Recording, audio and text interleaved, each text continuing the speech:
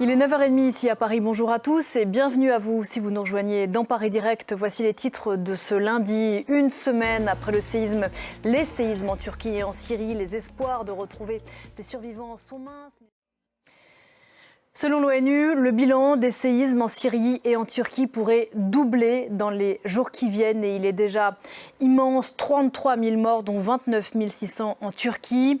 Une semaine après les puissants tremblements de terre et leur réplique, l'espoir de retrouver des survivants est infime mais pas nul. Des enfants, des femmes, des hommes sont encore découverts vivants dans les décombres. Illustration avec ce document extrêmement poignant. Côté syrien, maintenant 12 ans après le début de la guerre civile, l'aide aux sinistrés est particulièrement complexe. Le peu qui arrive par le seul point de passage.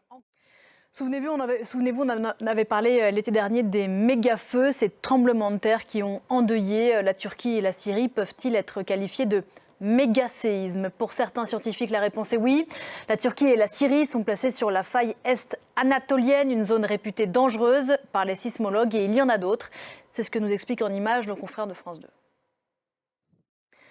C'est un sujet qui divise profondément la société israélienne. Le très contesté projet de réforme de la justice va être présenté actuellement à l'examen au Parlement israélien, porté par le gouvernement très droitier de Benjamin Netanyahou. Le texte vise à considérablement réduire les pouvoirs de la Cour suprême.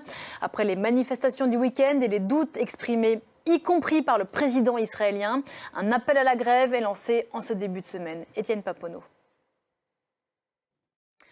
3 objets volants ont été abattus en 3 jours en Amérique du Nord. La dernière interception a eu lieu hier dimanche. Les précisions de notre correspondant à Washington, Mathieu Mabin.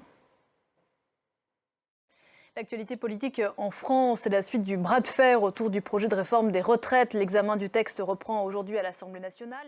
Voilà, avec ce nouvel appel à manifester pour jeudi prochain, avant une journée coup de poing, disent les syndicats, du 7 mars, qui appelle à mettre la France à l'arrêt. Et on va faire une petite pause dans cette actualité dense avec du cinéma et un rêve un peu fou porté à l'écran, l'histoire d'un ingénieur en aéronautique qui veut construire sa propre fusée pour partir seul dans l'espace. C'est le cinéaste Nicolas Giraud qui signe ce film singulier intitulé L'astronaute, avec un très beau casting qui sort mercredi. Nos confrères de France 2 l'ont vu pour nous.